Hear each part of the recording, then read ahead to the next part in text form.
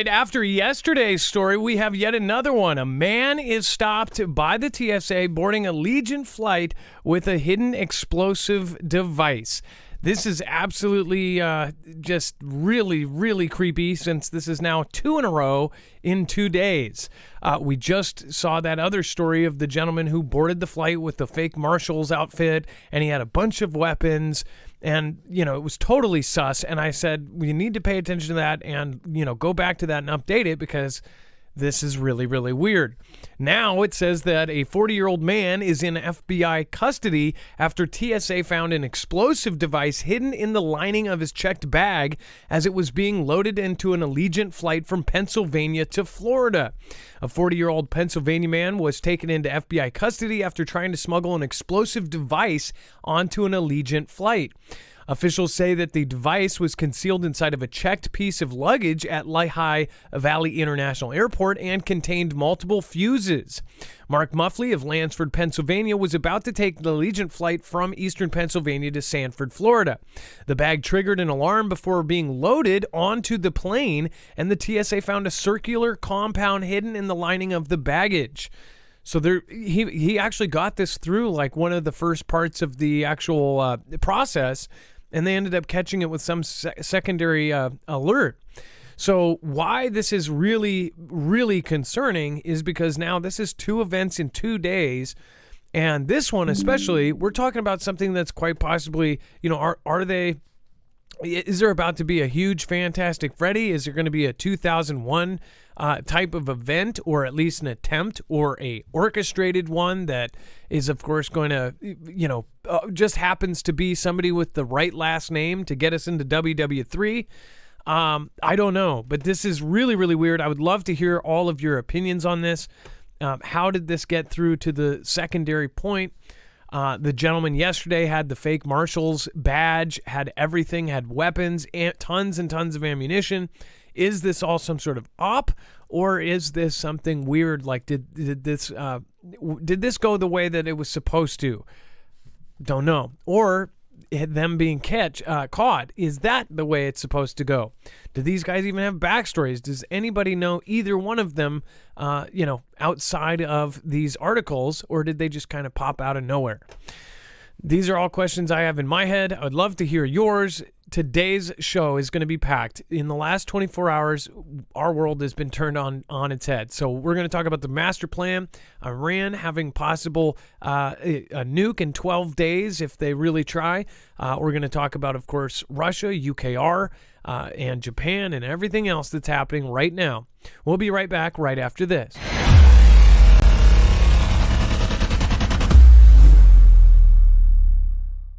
Nothing in the show should be considered legal, medical, or financial advice. The views of the callers can differ considerably and do not necessarily reflect my opinion, Dex's opinion, or anyone else who works with the show. You should always do your own research and consult with professionals. The internet is full of fake news, so please take everything with a grain of salt. If you have not already, it helps us out if you end up going through any of our affiliates, and it helps you out if you end up protecting yourself against cybercrime. NordVPN is one of the best and one of the easiest to use. If you do not have a virtual private network, it protects your IP address, which is your online identity, which actually connects to your real address and everything else. It also connects to you. If you know anything about how they are data logging and basically getting your profiles down, you can prevent that by having a VPN. Nord is, again, one of the easiest. Download it. It's like an on switch and off switch. All you have to do. Go to marfooglenews.com/VPN. Not only will you get a giant discount on this, but you will also be helping us. I appreciate your support, and I appreciate everyone that goes through any of our affiliates. Can't say thank you enough.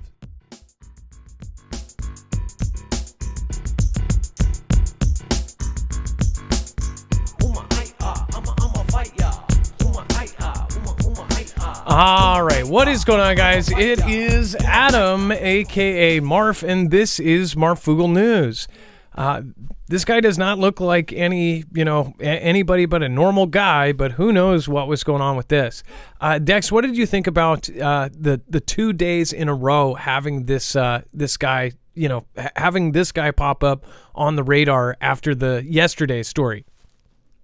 This is definitely, odd that we're seeing this because we haven't heard this kind of, incidents. I mean, we've heard of all the things being confiscated by TSA, and it's, at that point, they pretty much let you either take it back to your car or they dispose of it. But, that's when you're going through and it's accidental. This is, again, somebody putting stuff through in a checked compartment. And in this case, it's explosive and it had a fuse on it and it had other things with it, as well as when he was paged. They paged him in the airport. He took off and they had to find him outside the airport at some other location where they finally arrested him. So I don't know if we'll get more information on this. They found, I think it was butane and a pipe with powder in it and wireless drill and two GFCI outlets taped together, which is also odd. I don't know why that would be the case, but that's what they found. And yeah, are they idiots? Like, who pages a criminal? If they found a explosive device, do you think that they were going to be like, yeah, Bob, will you come? We've got a question about your, your luggage here with explosives in it.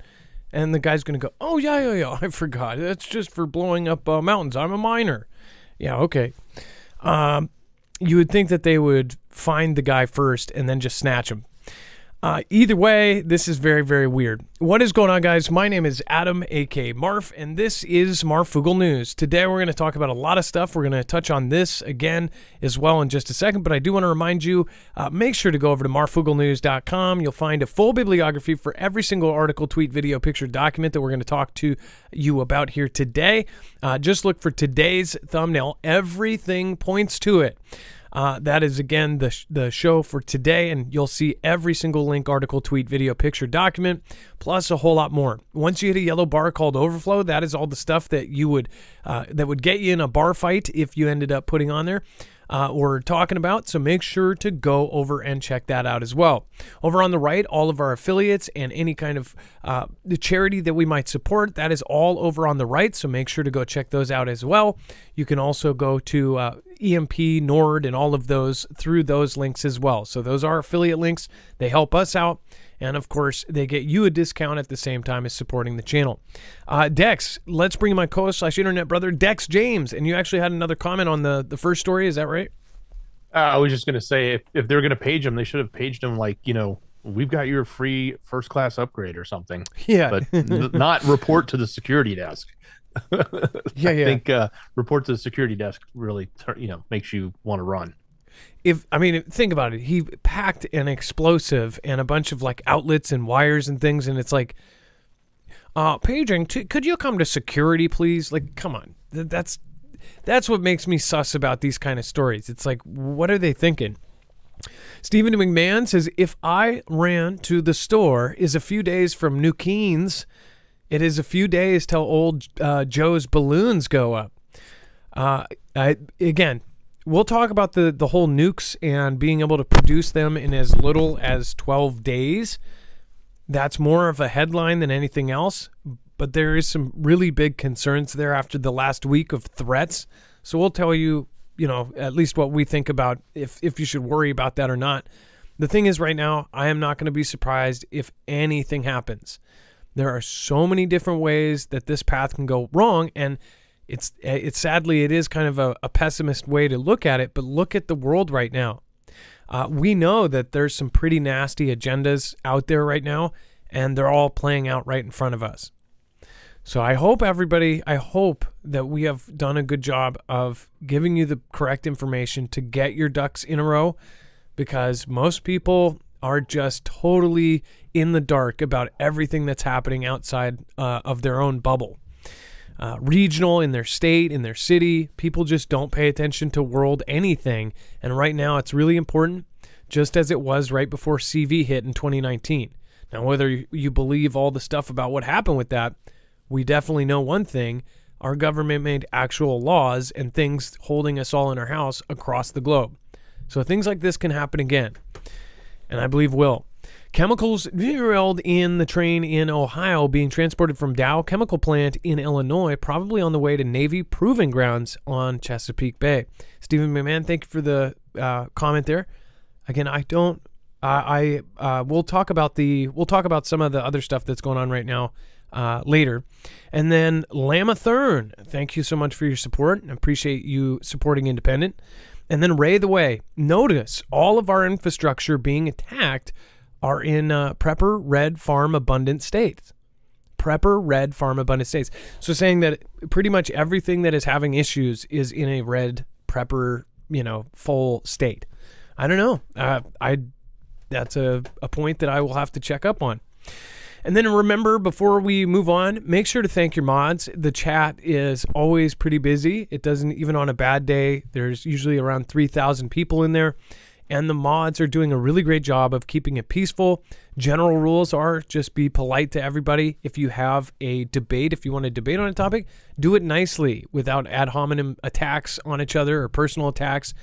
You can say, I believe this, and this is why I disagree with your theory. That kind of thing is okay. But saying you're an idiot because you believe in that, that's not acceptable.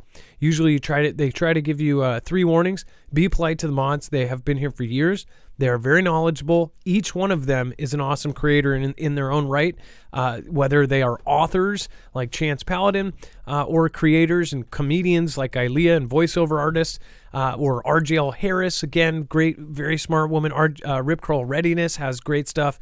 All sorts of great mods down there, including Lisa R. Hall, which just a small update. Her daughter did get released from the hospital. So thank you guys all for your prayers. She had an accident. And she was on a ventilator, then off the ventilator, and then now her entire life is possibly going to be different now, but she is out of the hospital and she is released. So that is a prayer answered right there. So thank you everybody that prayed for Stacy, Lisa's daughter. All right, let's move on. Let's get back into the news. And we have Florida man dies from brain-eating infection after rinsing his nose with tap water. So this isn't too crazy. I've always heard about this and like why you don't want to use tap water for, what do you call those things? Dex, what do you call the thing where you dump water through? Neti pot. I always heard that you shouldn't use tap water because if a bacteria goes up in your nose, like that's the triangle of death, right? Is this something that, obviously it's a crazy headline, but it's not something that, many people are going to have happen, or do you think this is something to worry about? Well, apparently it happens in a quite a few states. At least people getting these types of brain-eating bacteria since '62. It's happened in quite a different few places, but obviously the most warmest places and those nearest the ocean seem to be affected, or nearest the Gulf, like Texas and Florida, tend to have had the most experiences with this. So there's a little chart, I guess. I don't know if you could see that on the screen, but there's a chart that shows all these different locations that have had this. I haven't actually heard somebody washing their nose and actually dying from it. That's kind of extreme, but I've always been told you don't put tap water up your nose if you're using an neti pot or one of those irrigation systems. You're supposed to use, purified water or, distilled water, something that's clean. Yeah, that's really, really messed up. I've always known, and first of all, many people here have some sort of filtration system or something to filter out their water. Not many people drink their tap water. I know that there's a few people, like my wife's grandmother, they have the opinion that because they're on some sort of well, that their tap water is amazing. I've tasted it, and I do admit it's water. But they say, oh, this is really good water. I don't trust any tap water. I think I tasted it just to see, like, okay, what are they talking about here? But many people do not drink their tap water for a reason. There are things that are added to regular tap water that you should do your own research on and go check why people are saying not to. So that's something that if you're new to all of this and if you haven't gone down that rabbit hole, it's not a tinfoil hat thing. It's a real thing that you can go look at and ask other people why they don't drink tap water. But with this, it's like with all the stuff, and especially with the Ohio stuff that happened, I'm sure there's going to be a big chunk of the middle of the country that's not trusting their water right now. So what do you think? Do you still drink tap water? Let me know in the chat. I'll pop it up on screen. How many people do drink their tap water? And I do realize there are some people that are on private wells that probably do actually have pretty good tap water. But not around here. There's not much of that. But let me know in the chat below or comment if you are watching the replay. And then experts think that AI could bring on the next industrial revolution, and some even think it could trigger nuclear war. Well, I've talked about this for years. Many have said that they believe that AI is really more scary than any nuclear conflict, but some believe that AI actually could trigger the nuclear conflict. It says that new research suggests that many machine learning experts are concerned about AI's impact on the world. A team of researchers from New York University and other schools surveyed academics, industry professionals, and public sector workers in the field of natural language. And again, that was the natural language processing last May to assess their opinions on controversial issues such as artificial general intelligence, or AGI for short, the influence of business on the field, and ethical concerns. Respondents received a list of statements on various buzzy discussion topics, including the current state of AI and the major risks that come with it. They were asked to answer with agree or disagree. On the topic of AGI, the ability for AI to perform complex human tasks like consciousness and its risks, two beliefs were proposed. AI could soon lead to a revolutionary societal change, and AI decisions could cause nuclear-level catastrophe. So think about that. Two of the main paths were a major societal change where everything changes around us, or a nuclear-level catastrophe. As far as the society change, some have actually questioned in our audience that we already had this thing, like something AI was put in a few years ago because they were way ahead of what the public knew, and that AI has already taken over everything, right? That is definitely a theory out there. And then some believe that it could cause, these things to get sentient, say humans are in the way, humans are hurting the earth, and then end up hacking themselves or hacking the network and triggering all of the nukes to launch. It said out of 480 respondents, 73% agreed that AI automation of the workforce could potentially result in a revolutionary societal change. This is why the W and the E and the F are saying in the future, you'll own nothing and be happy. They're going to have you in your VR in a tub, and you'll feel like you own everything, and you can just use your token bits or something to buy whatever mansion you want to live in inside your head. Think about this. Neuralink is coming. I mean, like this is crazy stuff that we're on the cusp of, but we're actually going down this path. And this is really freaky as far as the robots that Elon put out. These working robots, they might not be where they, they're not where they could be yet. But if you've seen the robots that he's building, they remind me of just a humanoid version of the manufacturing robots in a car company. Think about what they do at like Tesla with those robotic arms that put all the pieces together. Think about that, only shrunk down. Now that technology has gotten to that point, you're going to see actual robots that can do this kind of stuff. Before, it was not cost effective to make something like this. It is getting to that point. And once you have a robot that can do any menial task that a human can do with their hands, we're screwed. And I'm sorry, you don't have a system without the lower jobs and the middle jobs and the higher jobs. You have to have all of them to make this work. And this is just, it's a freaky thing to me.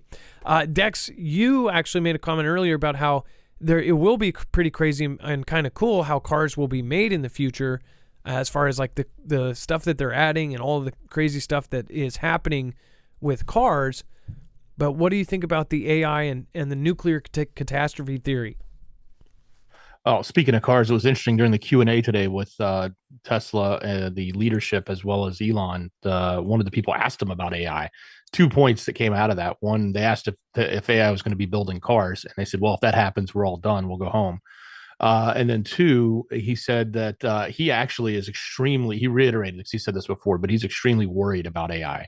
And he even feels semi-responsible. And I think he's referring to his initial investment into OpenAI, which is the Chat GPT company that he walked away from. I think he left a long time ago, but he originally funded it or helped fund it with other people. including Microsoft and others. So I think that was his comment. Was he kind of felt he said, I kind of in some ways feel responsible for some of the scary stuff that's going on now that I don't like. Well, and he made comments about how he disagrees with the fact that Mr. Gates and Microsoft purchased and owns chunks of they own chunks of OpenAI, right? So they now are going to own chunks of ChatGPT, correct? Yeah, that's correct. It's a nonprofit and it was funded by Elon and some others, and then it got major funding from Microsoft and then refunded again from Microsoft. But now is it still a nonprofit? Because it still is, but it's mostly funded by Microsoft at the moment. Yeah, so they're talking about how if it goes now it's closed source. Is that correct as well? If it's closed source or open source? It is closed. Well, his position was it should have been an open source project where everyone had access to all the code, and he says by that not being the case, it's a closed project. That's why I think he left a long time ago, because it was not going down the path that he thought. He was of the opinion if AI is going to move forward, it should be done transparently, and everyone should be able to see what's happening, not be done behind closed doors. Well, although he's got his own AI and he's not showing that off either, I don't believe. Yep. Yeah, he's not sharing his autonomous driving systems with everybody. But as far as it's a closed project and it is making profit, they're basically selling this stuff, right? So this whole ChatGPT, man, it is. I don't know if people really understand how fast things are going to change, and it's really it's quite sad to see where this can go. The ChatGPT makes up stuff. There's a time, we could talk all day on just the stuff I have found out from some of my friends. Just give you one example. My friend is a bodybuilder, and he actually gave it a picture of himself, and he said every single time that he asked, he said, make me, world-class bodybuilder in any kind of bodybuilder. And because he's not a giant guy, he said, make me a huge bodybuilder. Every single time it would make him into an African-American bodybuilder. And then he asked to make him a nerd and, to paint him as a nerd. And that's not, that was Dolly, I believe it was, or one of the Mid-Journey or one of the ones. And he said, make me into a nerd, and it always made him Asian. There's so many issues with this. And then also ChatGPT on that end, you ask ChatGPT about certain people, and it will actually give you sources and things that don't exist. It will say, oh, these people are bad. It's very biased. It's very it's one way leaning. And if somebody is on the other side of it, it will tell you, oh, this person's this, and it will give you all sorts of fake, actual, very real sounding sources for it that don't actually exist. Example like saying, oh, New York Times wrote about this person in a article saying the rise of extreme terrorists or something like that, and that article doesn't exist. So that's what it's writing about people. And once this thing gets ingrained into search engines, like this thing's programmed and guided. So think about that. If this thing does have the ability to go off and do things on its own, but it's also guided by certain values, that's a scary thing. And then we have the sun is about to get more active than it has for a decade, and it could lead to power outages, grounded flights, and stunning auroras. This is now going mainstream. We've been talking about this for years. People like Wages World have been coming on the channel telling you about all the solar updates. If you have followed our channel, then you know we're in solar cycle 25. This cycle, out of all of the cycles, because they have been following these cycles for a very long time, there's 11-year cycles, and then the new kind of theory is that there's really a 22-year cycle. And a lot of people are jumping over to the 22-year cycle. But either way, every cycle, there's a minimum and a maximum, and there's the peak of it. And this one, apparently, by what they see, is on a pattern that will be one of the most unpredictable, possibly one of the greatest and biggest, craziest solar cycle that we've had in 400 years. Because there's certain events that happen that they look, and then after that event happens... And do you remember what the event was called There was an event that happened. It was that happened right before. It's called something event that happened, and then they know after that event is very rare, that next cycle will be absolutely insane. We're in that one. We're also coming up on 2025, which will be the peak and the maximum of this thing. And we're at all these estimates, prophecies, Deagle report estimates that we're about to lose a whole lot of our population for some reason. Like, this is really getting pretty crazy. It says the sun may be waking up after almost a decade of relative calm, scientists say, and that could cause problems on Earth. The solar storms that rage on our star during its active period creates bursts of electromagnetic energy that can affect everything from power grids to GPS signals. These so-called solar maximums occur roughly every 11 years, and they haven't been much of a problem in the past. It says that scientists, however, fear that our reliance on electricity and interconnectivity could mean that we're far more vulnerable to their effects this time around. And again, it says the sun's poles are flipping. It says the sun is a big ball of plasma heated at its center. The plasma, which is made of charged particles, boils towards the surface, cools down, and sinks back towards the core again. That motion, called convection, is what creates strong magnetic fields at the poles and smaller local magnetic fields at the surface of the sun. It says every 11 years or so, the sun becomes convectively unstable, meaning its magnetic fields become so unstable that the magnetic north and south poles abruptly flip, throwing our star's polarity out of whack, said Matthew Owens, professor of space physics at the University of Reading. And it says that that instability causes havoc in the magnetic fields at the surface of the sun, which become more active. That's when solar maximum happens. So again, and then it goes into some of the things it can do. Solar storms can ground planes. The sun is much more likely to throw energy out our way during its maximum. And it says as the sun's local magnetic fields get more tangled and crash into each other, they can explode energy and charged particles from the sun that are ejected into space. That energy can affect communications by messing with the ionosphere, a layer of charged particles in our upper atmosphere that could cause problems for air travel. Space weather can ground flights, Owen said, adding that the Federal Aviation Administration won't allow flights if they don't have radio and satellite communications. And this has happened regionally. We're talking about an event that would hit the top half of the world, and then even some since events that have happened, I believe, in 2015 or 2016 and 2013 or 2012, that they know that it's very unpredictable and it can actually damage more than they thought it could. It said a 2023 study looking at flight records over 22 years found that planes were 21% more likely to be delayed by at least 30 minutes when the sun was very active. That's actually a really interesting fact there. So 21% more likely to be delayed during an active sun cycle like this. It says the rays can change the magnetic fields in the ionosphere, which can affect GPS signals that have to pierce through the layer to reach Earth. Radio signals sent from Earth also need to bounce off the ionosphere to get from one point to the other. That's less efficient in rough space weather. Granted, radio signals are much less important to basic communications today, but several industries use radio signals to back up their communication systems in the case of failure. Now, this is the important part. There may be power outages. This is something that, again, if you're new to this whole niche, if you're just finding out about all of this, I can only imagine all of the things that you're being bombarded with.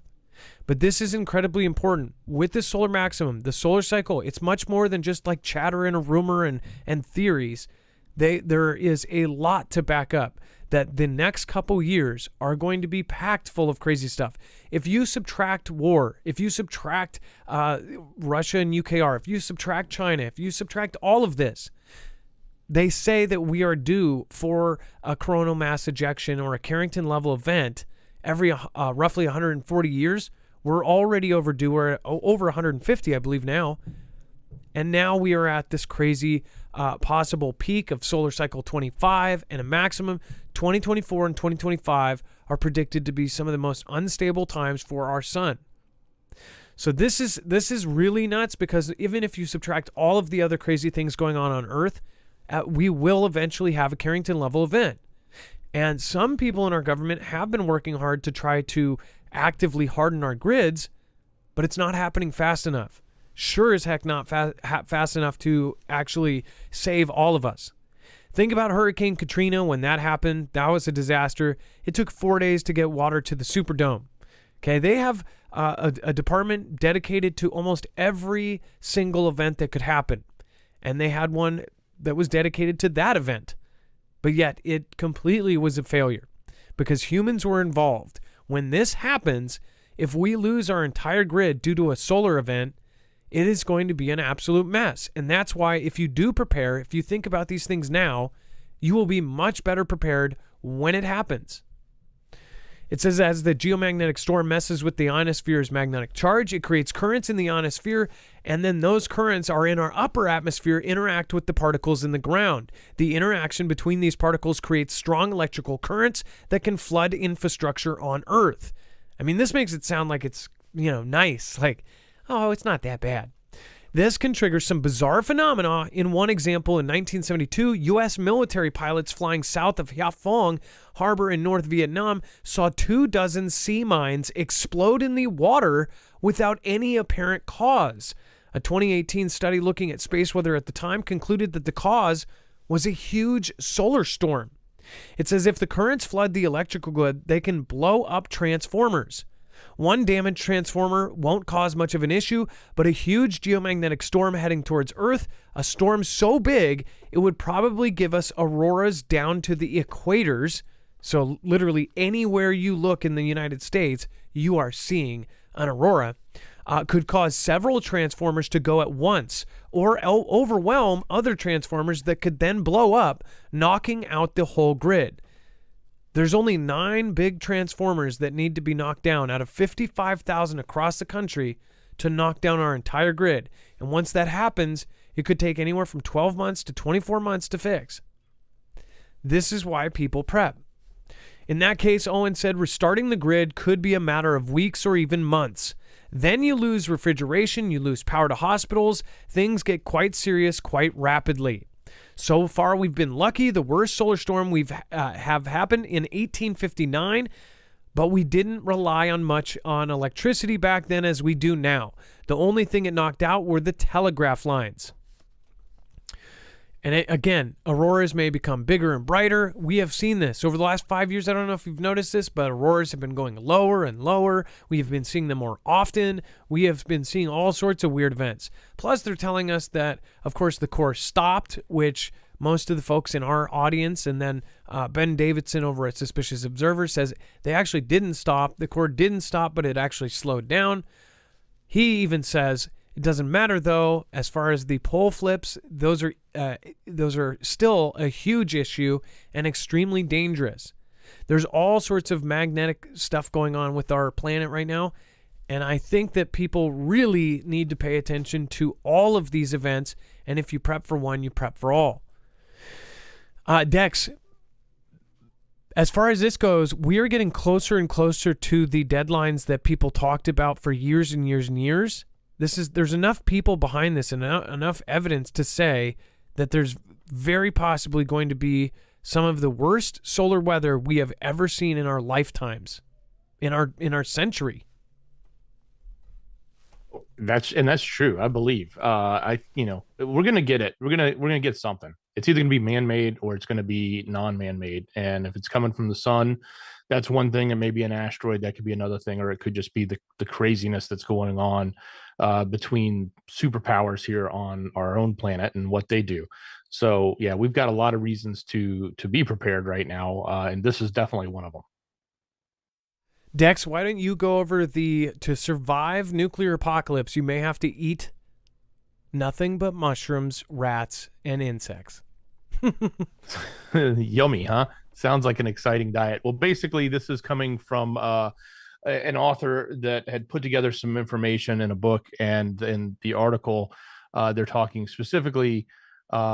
It's just according to science journalist and Vox editor Brian Walsh is who is the person behind this. Basically, when we had there was a large asteroid that hit Earth that was the equivalent of a large nuclear explosion, and it blacked out everything. It caused all obviously the dinosaurs to die. At least that's how they've put the timelines together. But what did survive during that time period were things like mushrooms or fungi and rats and insects. So the premise says, hey, if we get to an end time that is that significant, we need to make sure that we're preparing ourselves to survive off of that, because that's all that's going to be potentially surviving around us. And without food, we won't survive. So rather interesting article. It's pretty long if you guys want to read it, but the gist of it is what I just said.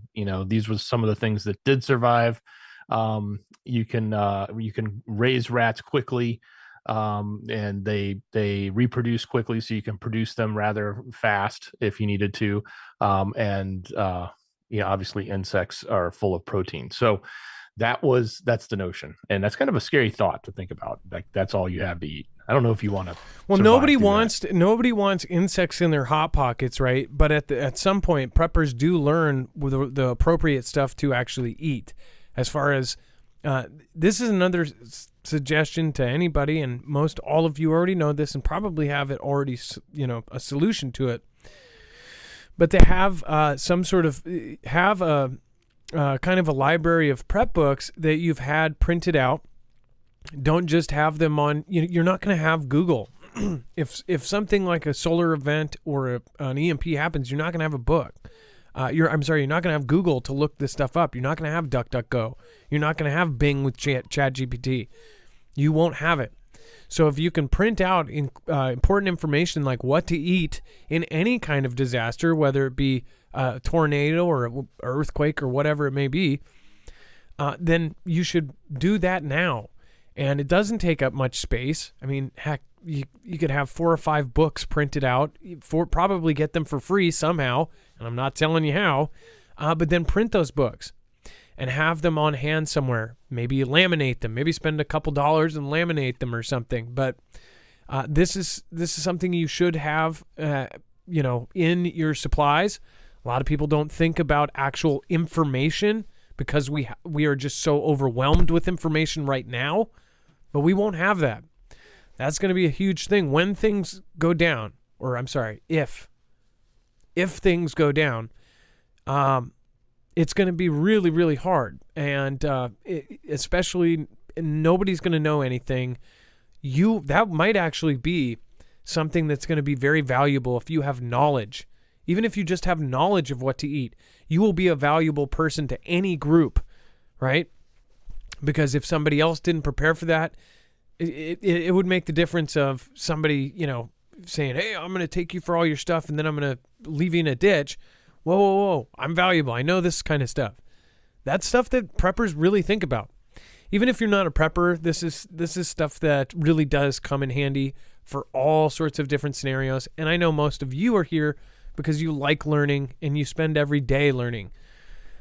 I know I'm not an expert on all of that, and that's why I've printed out a ton of information. One of them I laminated myself with a laminator until I realized it was not cost effective to do each page.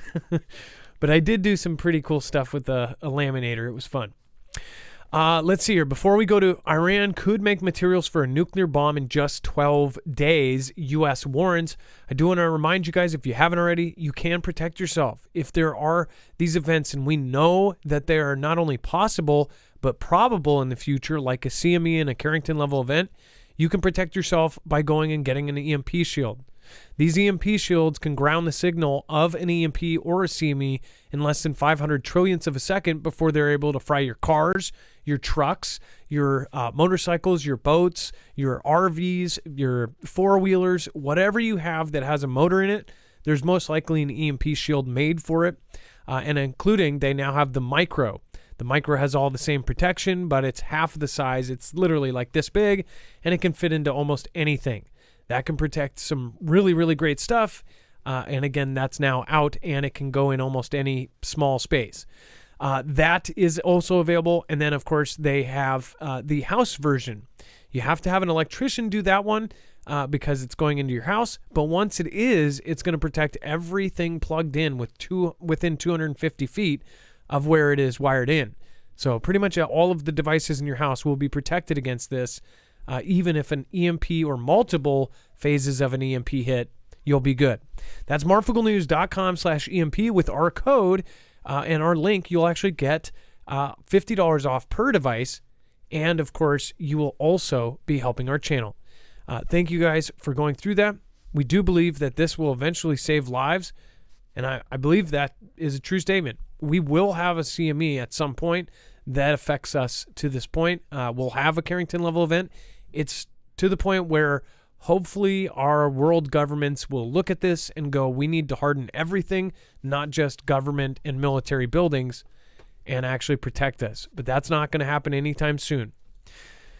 If like Katrina, what did people do then? What did the police do when that happened? They left and they went to save their own families. It's not going to be any different in a way bigger event than that. It's going to be a mess. So we've all got to take care of ourselves. And then Iran could make materials for a nuclear bomb in just 12 days. Dex, you guys heard my opinion on the Marfoogle News short about this, but let's hear from Dex. What do you think about this whole thing with the 12 days? Well, this is the Under Secretary of Defense for Policy, Colin Kahl. He was talking to the House of Representatives when he made this statement, and he was asked about the previous JCPOA deal, which was the old plan that we just basically flew tons of money over there in airplanes and got them to stop, apparently. He basically said, hey, a year ago, it would have taken them 12 months. Now they're down to 12 days, which is kind of interesting because I thought about a year ago or maybe a little longer, we reported it was going to take them weeks. I think these estimates keep jumping around. But nonetheless, it doesn't matter. What matters is that they've continued to, push forward with their plans to get nuclear material so they can create this. And they are at the position now where if they believe they're at the position now with their technology that they could produce it enough every 12 days. I don't think they mean like 12 days from now, it's all of a sudden going to happen. But when they're ready to make it, ready to store it, ready to implement it into, a warhead or whatever, it would only take them 12 days to do it.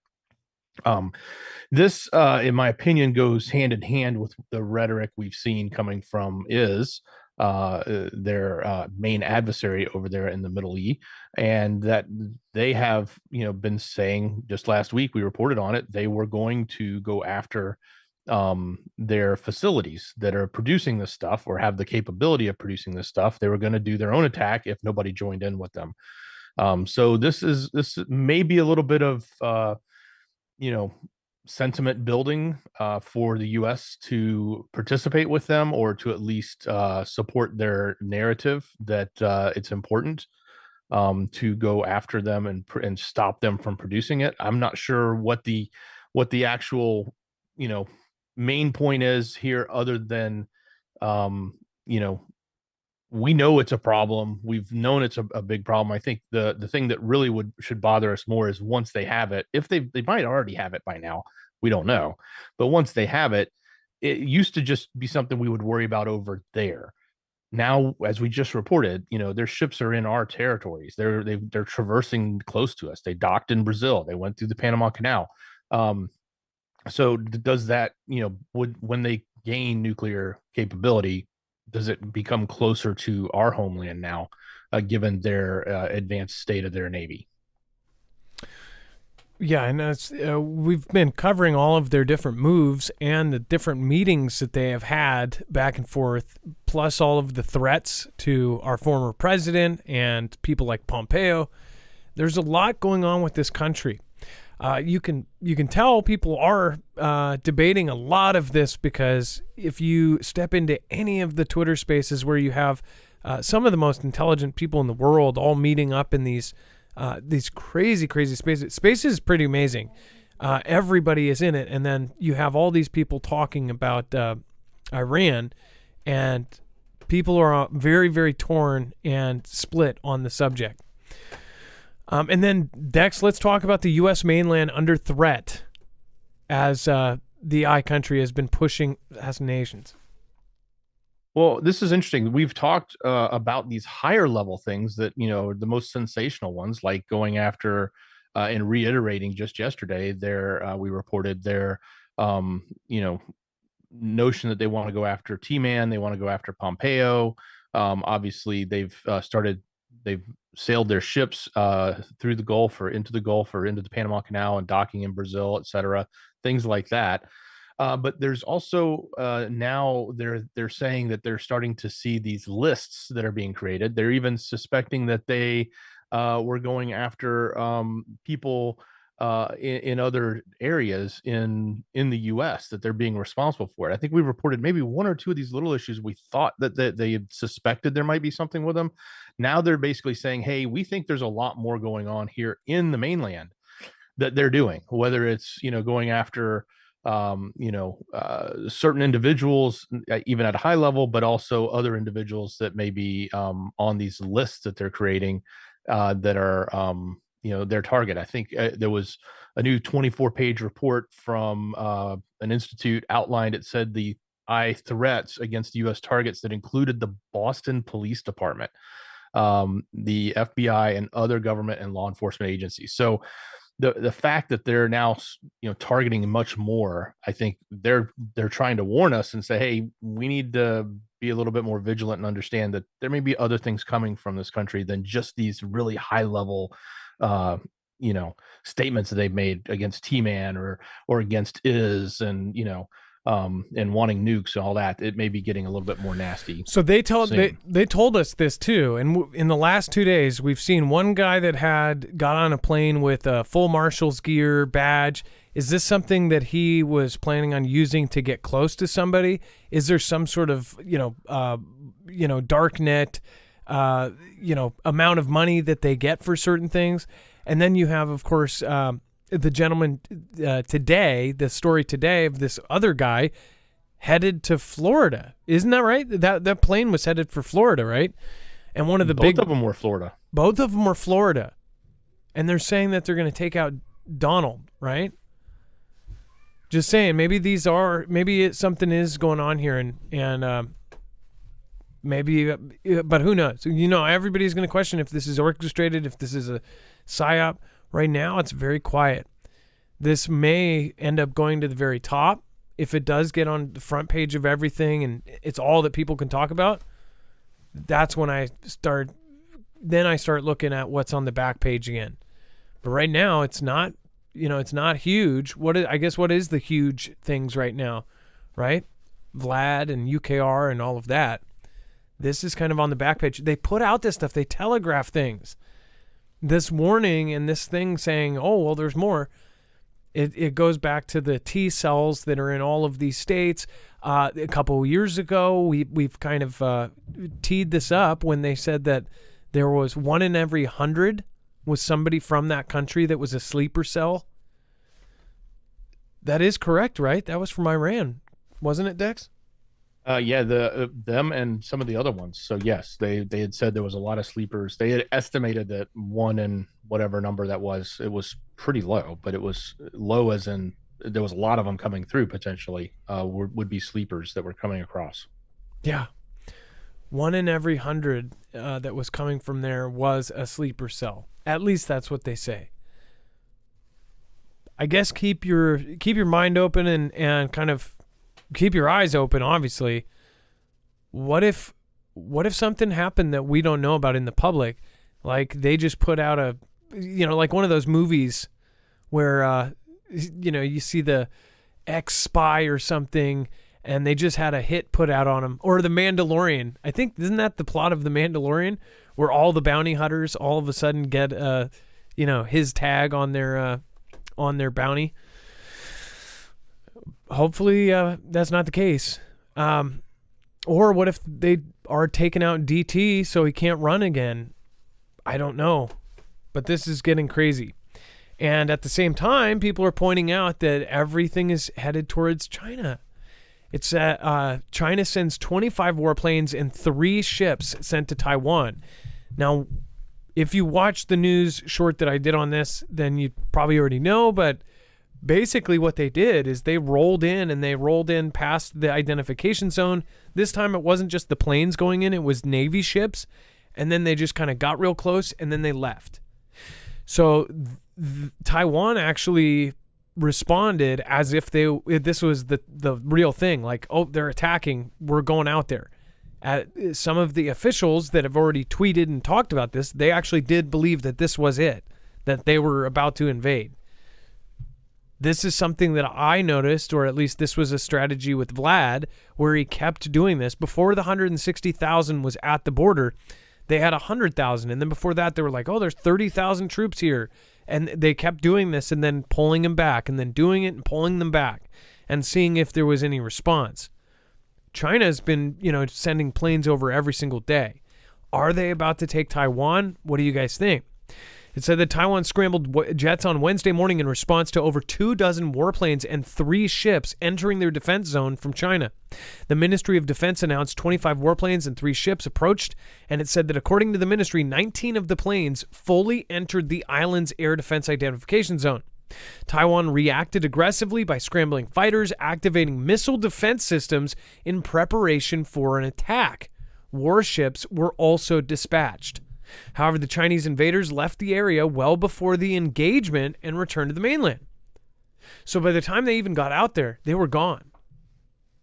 So obviously this was a test of their responses to it, and they're probably going to do a couple more. So it's like the boy who cries wolf, and they're going to keep pushing and see if they get lax, or if they're lax on it, then boom, maybe they'll make their decision. It seems to me like they're going to do this much sooner than later, but who knows? What do you guys think? Let me know in the comments down below. Decks on Taiwan, and then confronting China. In fact, you can just go over the Washington finds bipartisan issue confronting China, and then talk about how the whole Taiwan situation at the same time.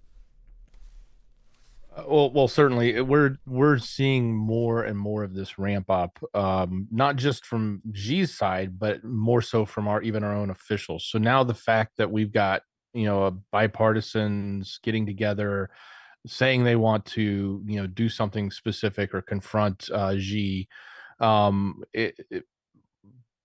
things are definitely reaching a new level between us. And then I think one of the reporters, I can't remember who it was, it might have been one of the Fox guys, even asked JB, why are you so scared of Xi, or something to that effect. I'm paraphrasing, but I saw a line like that. So but all of this is ramping up significantly.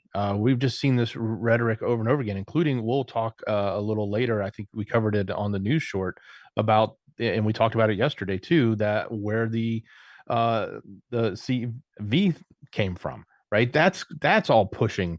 So it's all of this push towards negativity, and painting this picture of China being a strong adversary, to, I think, basically get the public opinion in line with what's coming next. And that's kind of a scary thing. And back to the Taiwan topic, and with that one particular one, the fact that they scrambled, they scramble all the time, but the fact that they scrambled as if this was the real deal and they showed up and they were gone, might warn them that they didn't scramble fast enough, or they didn't detect fast enough. So because you would think that they would be up and engaging immediately.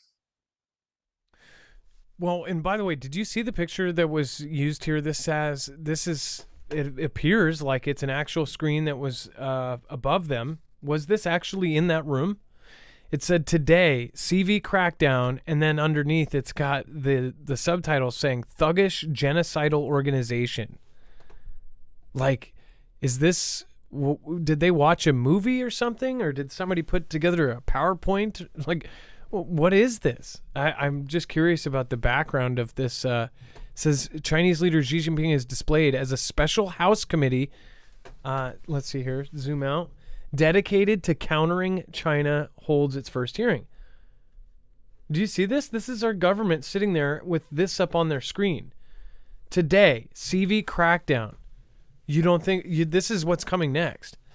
They unanimously voted to pass it, put in a bill, which still has to go to Congress and go to everything else, but to come out with the real origins of where CV came from. You don't see where this is headed? This is really common sense stuff, I think.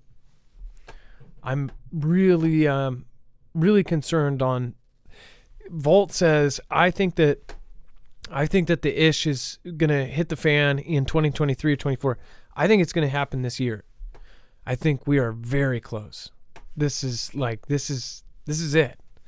And a lot of us, even if you're a prepper, even if you have all the preps in the world, you're not prepared for this.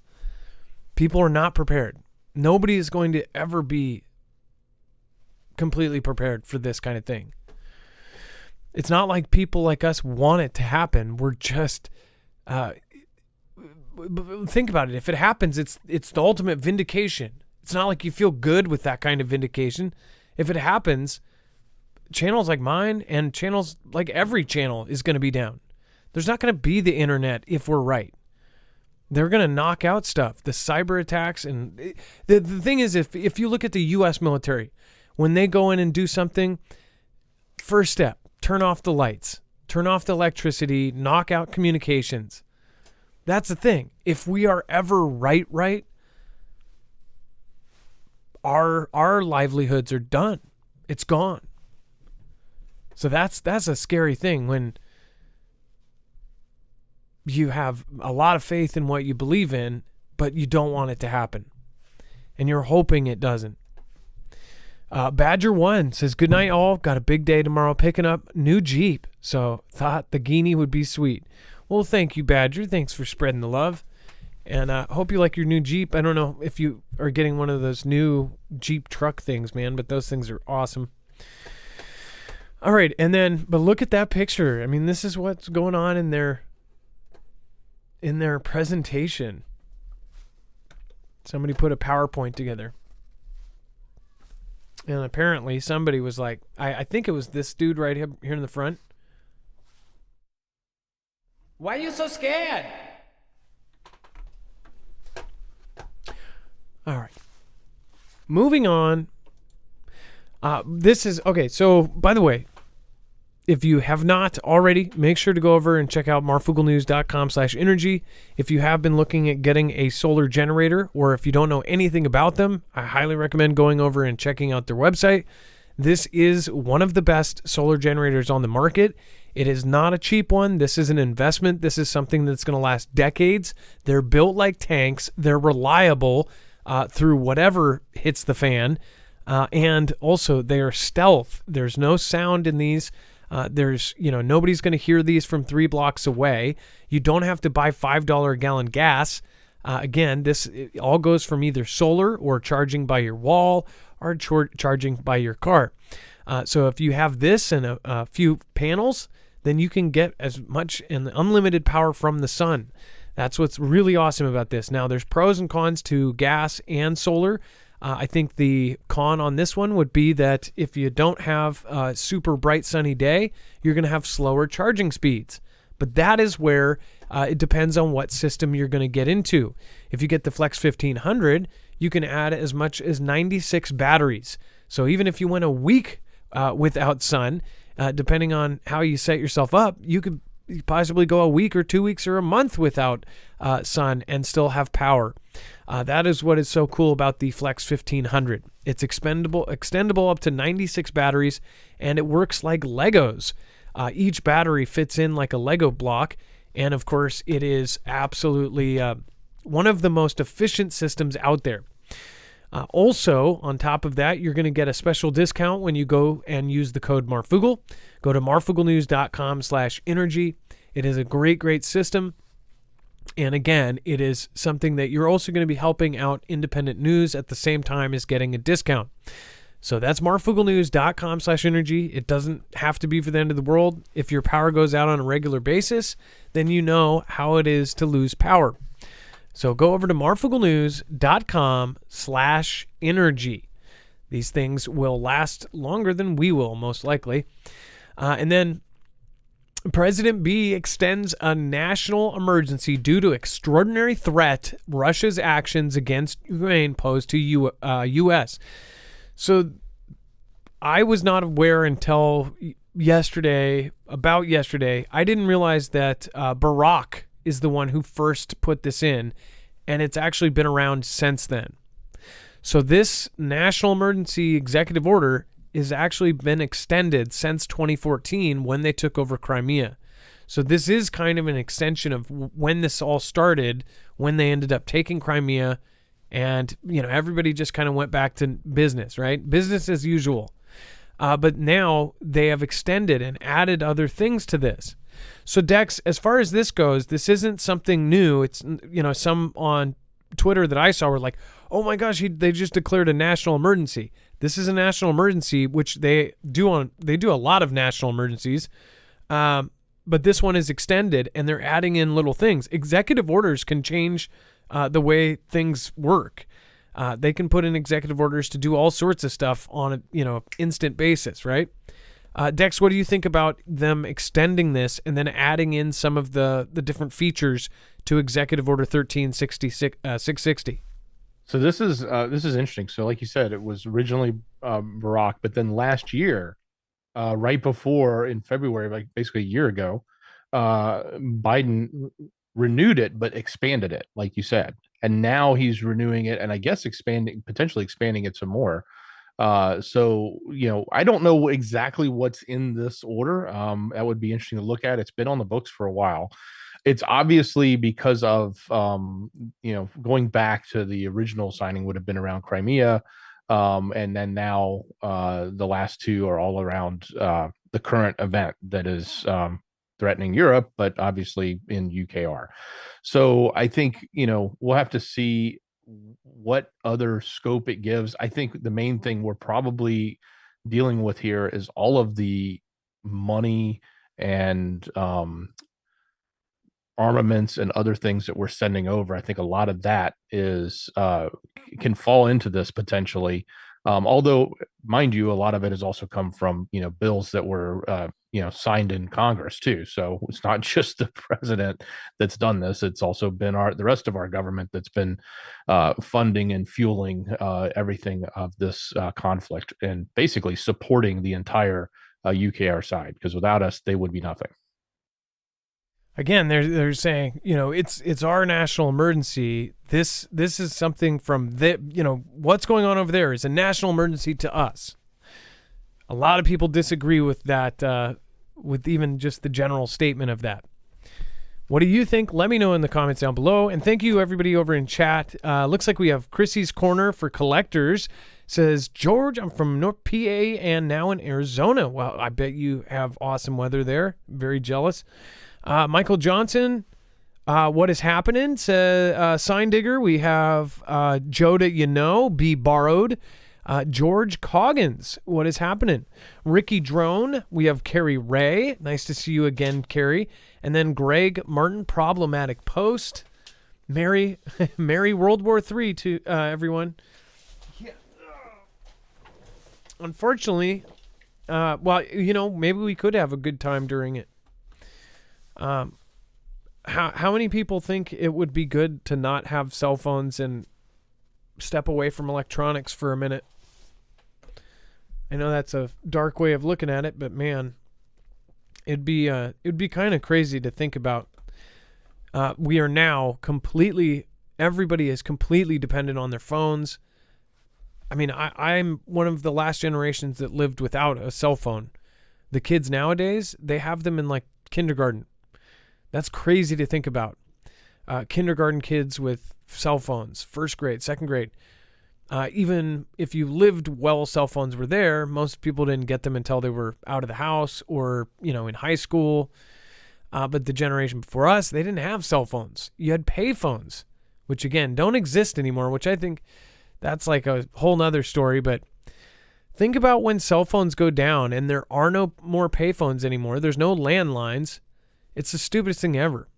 One thing I didn't understand when they started taking out the payphones, why? Why wouldn't they just leave them there if they're I don't know. Do they take electricity even? I guess they usually were in a corner of a gas station or something. I guess maybe they were costing more money to sit there than what they were making.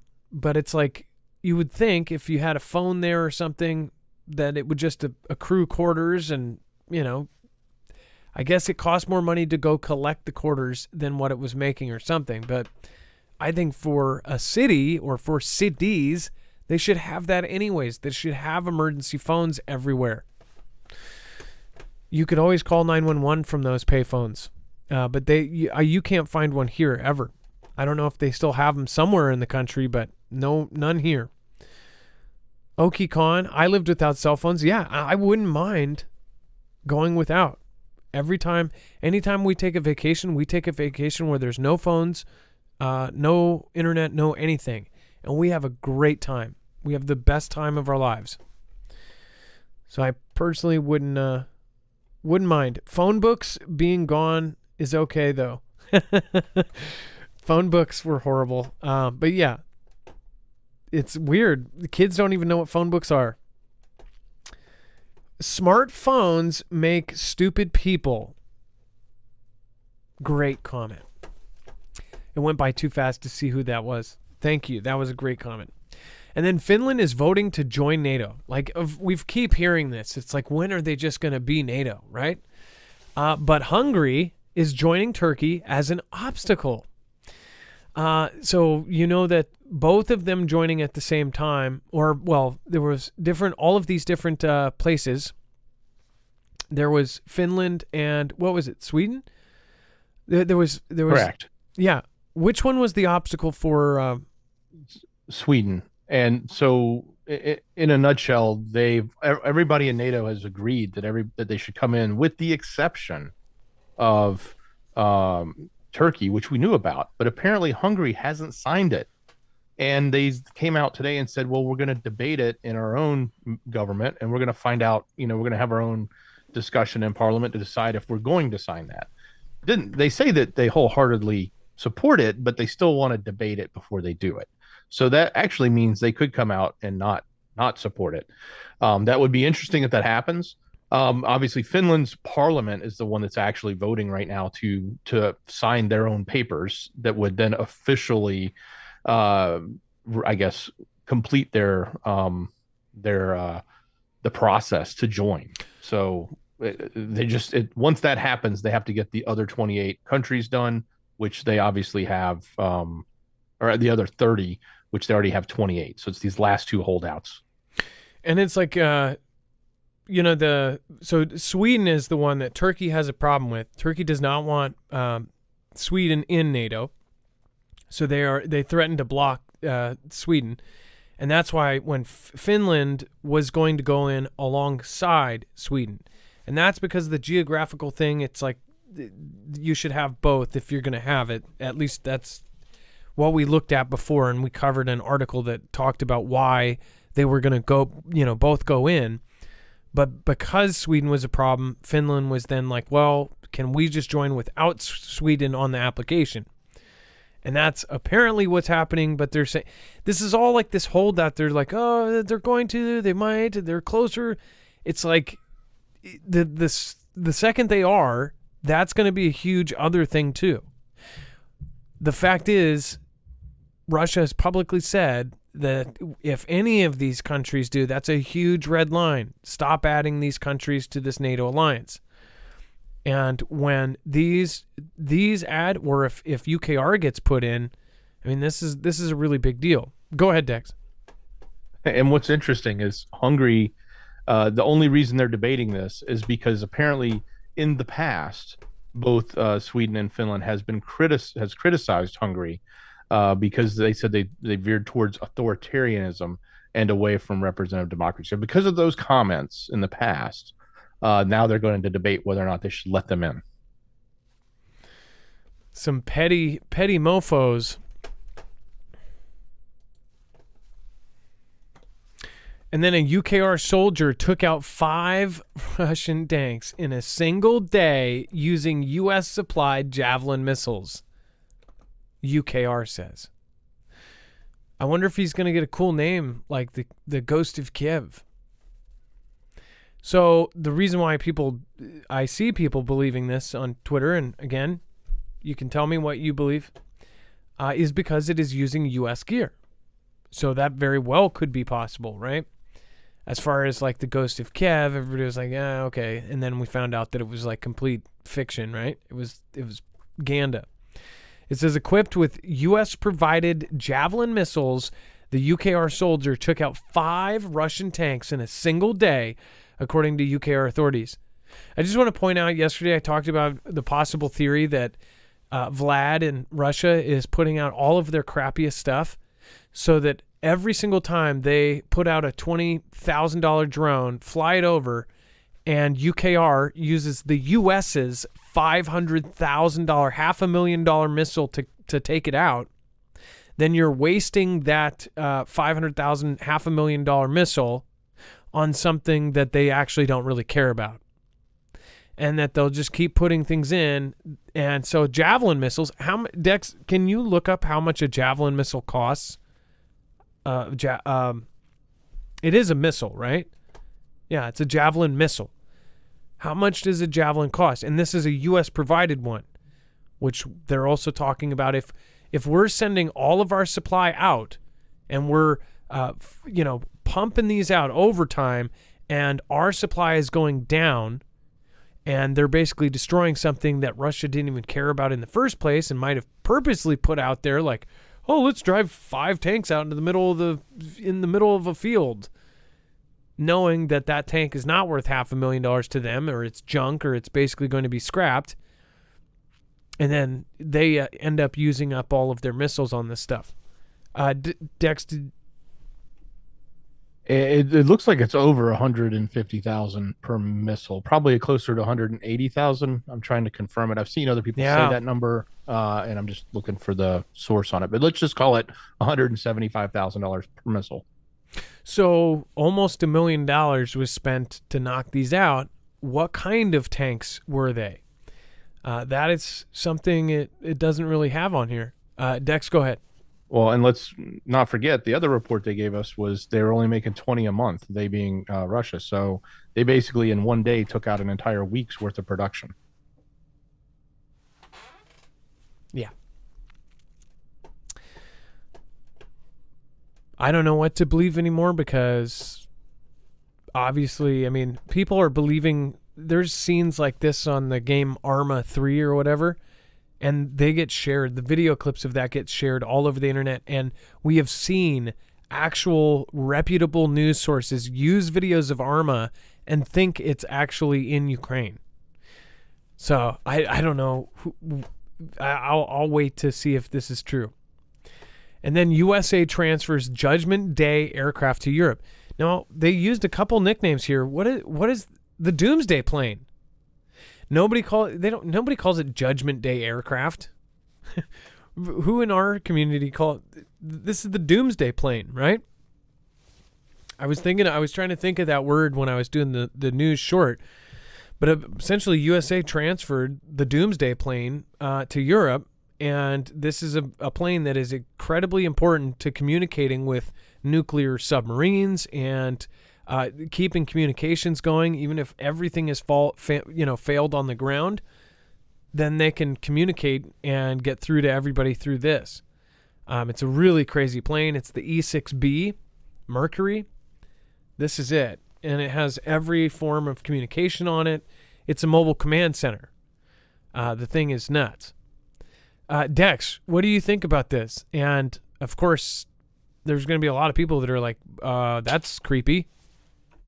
It's certainly creepy. I think the title is lost in translation because this is coming out of UKR News. So, therefore, they probably was in Ukrainian and then translated English to Judgment Day as opposed to Doomsday plane. But yes, this is that plane or one of those planes. And it is, quite telling that it's now up there and in the, just north of the European theater. So, yeah, it's kind of creepy. I hope it's, just on a short mission trip and going back home, because if it's hanging out, things are going to be heating up. And is Iceland, I know people talk about Greenland possibly being like end of the world place to go. Do people talk about Iceland in the same way? Is Iceland one of those like sanctuary places that people would go in the end of the world? Like, would Iceland be safe from that? Iceland is green and Greenland is ice, right? I've always heard that. It's also NATO. Huh. So I wonder what it's really doing up there. What do you guys think about it? I'm going to go over to the chat for a second. What do you guys think about them sending the Doomsday plane to Iceland?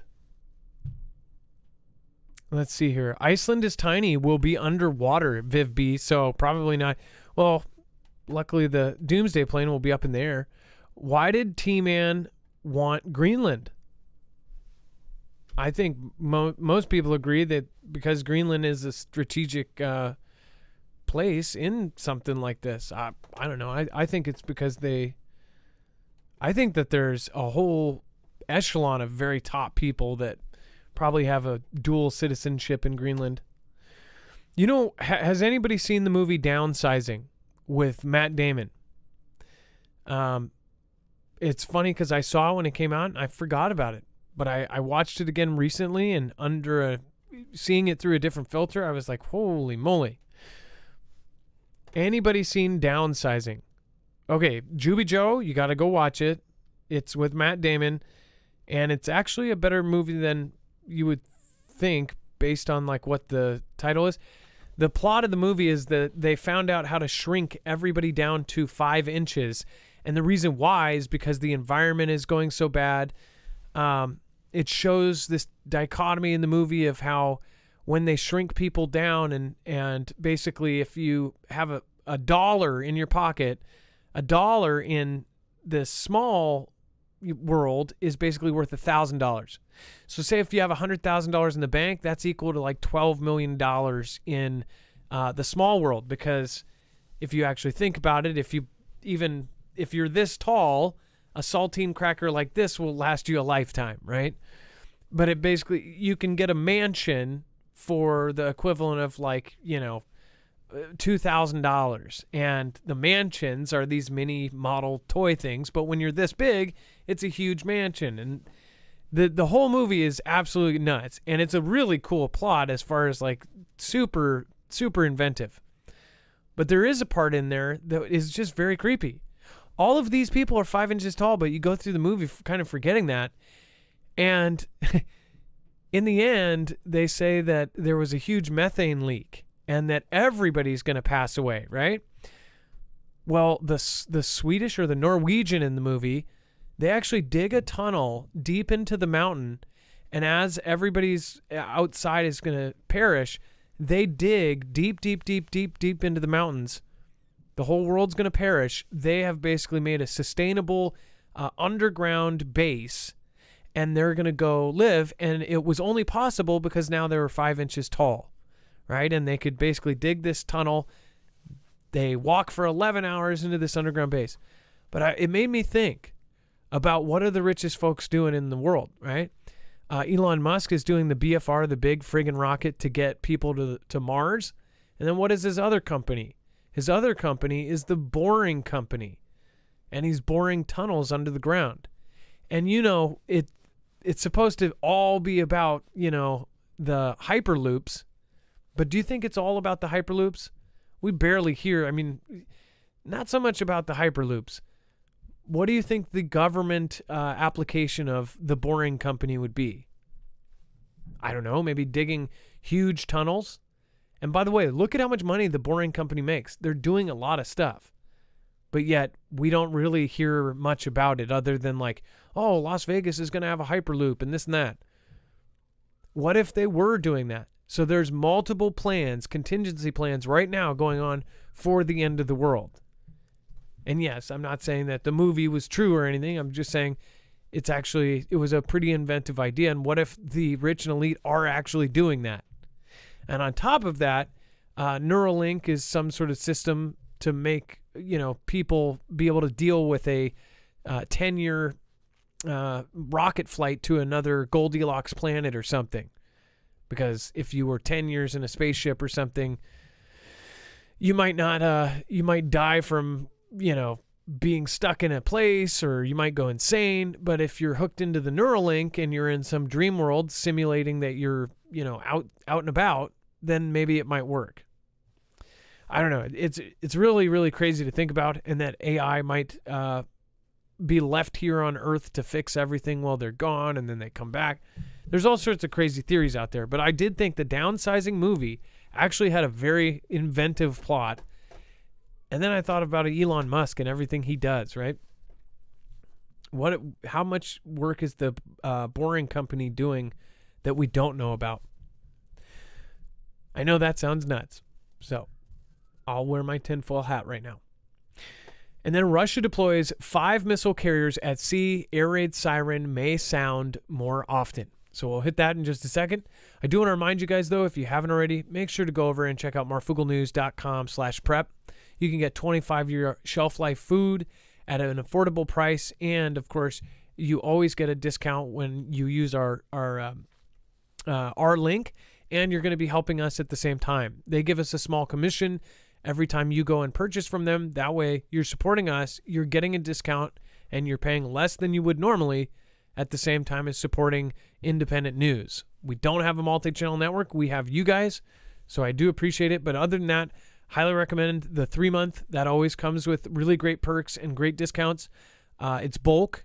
It's, again, when you break that up, that's a month each for 3 people, a month and a half for 2 people, and it can be stored for 25 years. So in 2052, that's the best buy date. That's not even when it could probably go longer than that.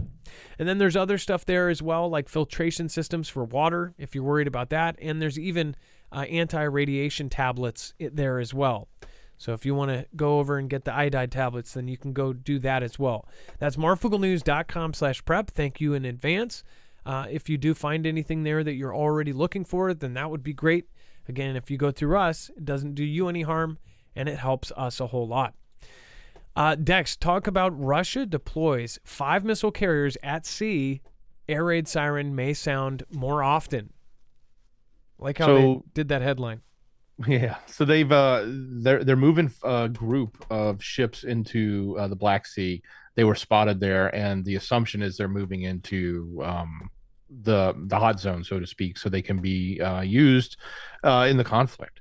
And this goes hand in hand with the message we were reporting yesterday about the speculation of the other ship that has the hypersonics on it, that has the zircons, potentially coming here as well. So if that happens, having these 5 ships with its missiles and its capacity, as well as the potential hypersonics, then they have another line of offense coming from the waters that's greater than they've had before from that location. So that'd be all coming mostly in from the south and the southeast, where everything else has been pretty much coming from the east or the north, if it's coming from the mainland or from Vlad's country. So we'll see. That's the speculation. That's what they've spotted. That's what they've said they're seeing going into that. Of course, when ships show up, they have a chance of being damaged or sunk, as they've early on in this conflict. The UKR was able to sink one of them, obviously not on their own, but with the help of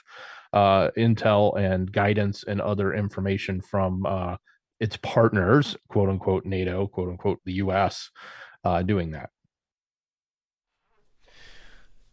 So with by the way, great comments. You guys are freaking hilarious. Antenna, Grandma Funk, I love, like love, solitaire. You remind me of my grandma. She would sit crisscrossed with her little Norwegian scarf thing and play solitaire for hours. Let's see here. Bobby Sue. CME is causing quakes. No, a great comment there pointed out that there was just a 6.2 earthquake in Oaxaca and another place in Guatemala in Mexico. Dex, can you see if that did a lot of damage? That's a big earthquake. Mexico does have a lot of big ones, but 6.2 is enough to do damage, especially if the infrastructure is not good. 6.3, the one here, it did millions of dollars of damage, and that was because we had all the brick buildings. the unretrofitted buildings here. And then Russia starts launching drones from Bryansk Oblast to pose bigger threat for Kiev British intelligence. The Russian military started launching the Shahed Kamikaze drones from Bryansk Oblast in Russia in order to pose a bigger threat to Kiev. On February 27th, the Ministry of Defense of UKR confirmed shooting down 11 Shahed drones out of 14 launched at night. Skurholpopko, head of the Kiev City Military Administration, reported that 9 of them were shot down. Just want to point out, each one of those Shahed drones, apparently $20,000 to make. Whatever they just shot those down with probably cost $500,000. Believe the things that have to be able to get those things out of the sky, they've been using $500,000 missiles. So that's not financially sustainable. So again, kind of back to my point, like, are they trying to get us to use all of our equipment over somewhere else so then we don't have them? I don't know. Due to the vector of the attack, these Shahed UAVs were highly likely launched from Bryansk Oblast, Russia. Previously, the only observed launch site since mid-December 2022 was from the Krasnodar Krai across the Sea of Azov. So it said that prior to the February 2023 attack, there have not been any reports of UAVs being used in UKR since around the 15th. So, and it now says, indicates that Russia has run down its current stock. It will likely seek to resupply. A second launch site would give a different axis of attack closer to Kiev. This is likely to decrease time in the air over UKR and in an attempt to further stretch the UKR air defenses. So, it doesn't sound like they're doing absolutely horrible like a lot of the media claims, but... And then opposition Belarusian project reveals what weapon was used to attack the Russian A-50 AWACS in the Molohuski-Hansky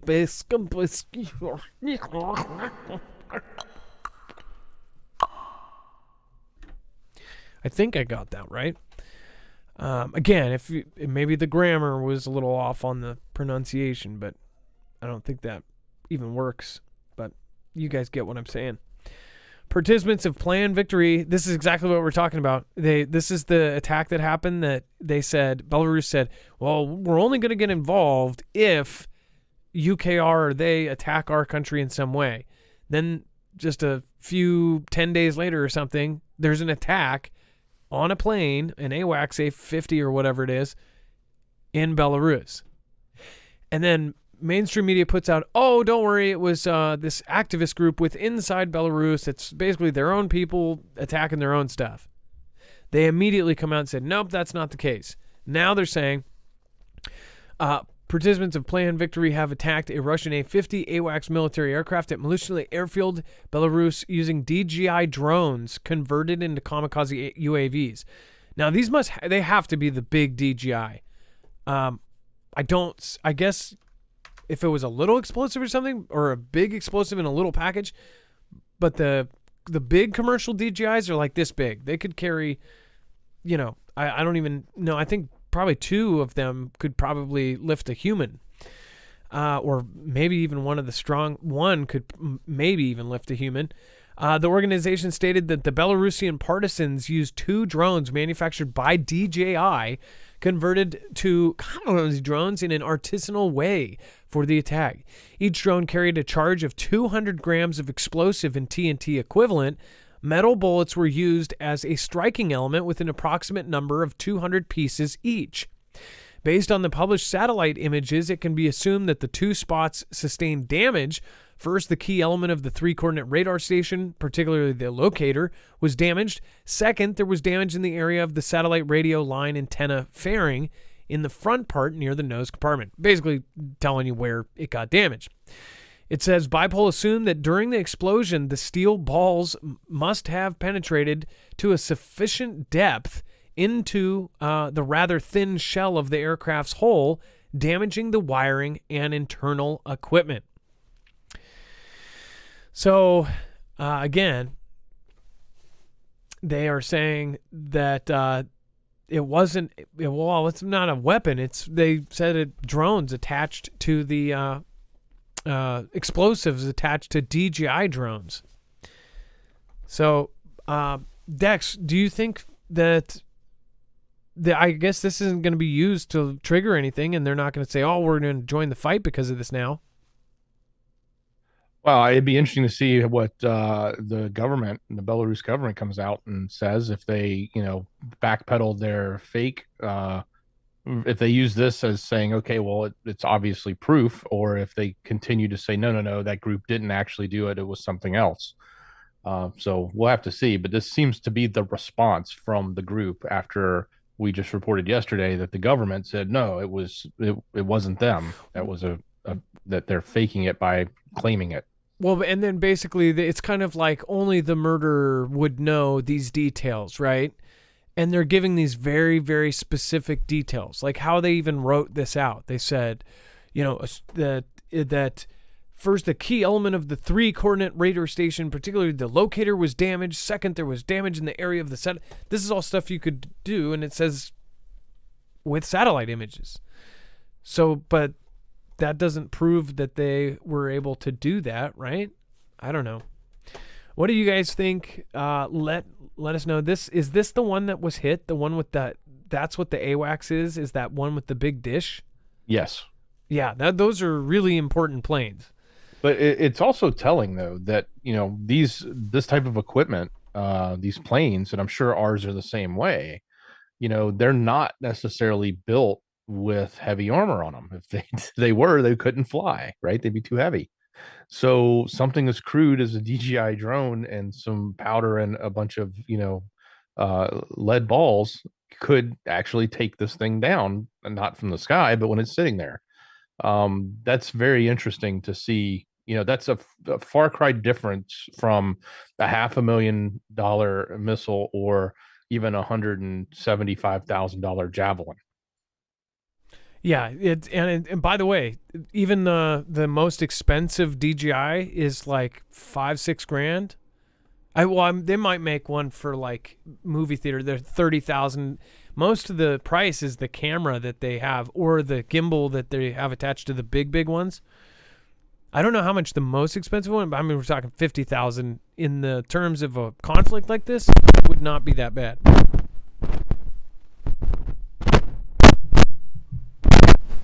Jeez Louise.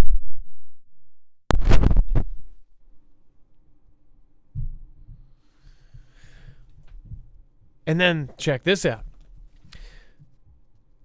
This was a tweet. I said, "Oh yeah, get your ducks in a row, people. We saw this from a mile away," which we did. Senate unanimously passed a bill that calls to declassify all U.S. intelligence on the origins of the Civ, right? Where do you see this headed?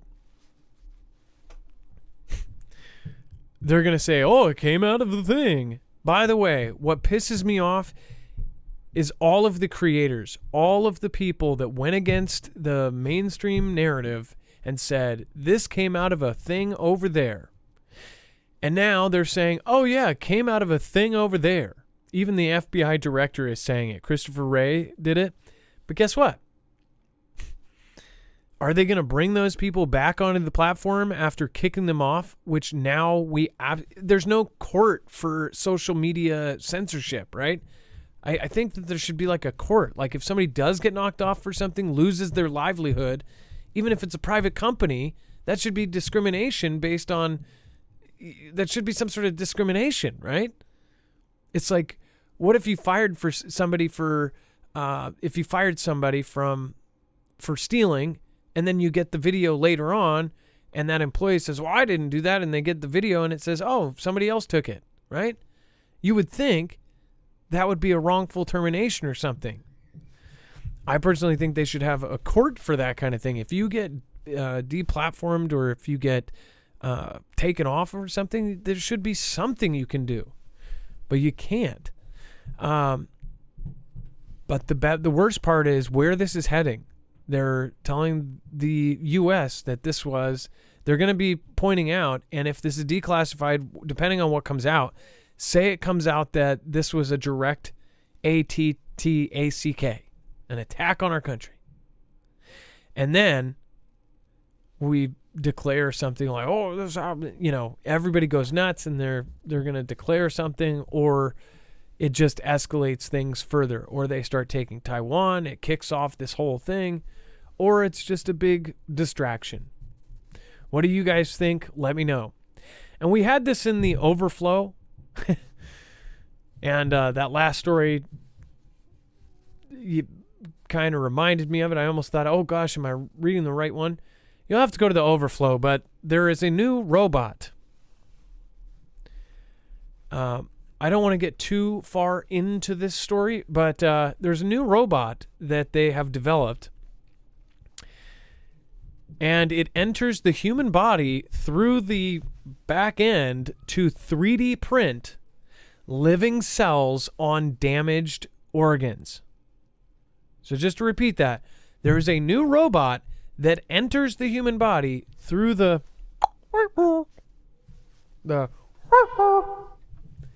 and it prints, 3D prints inside.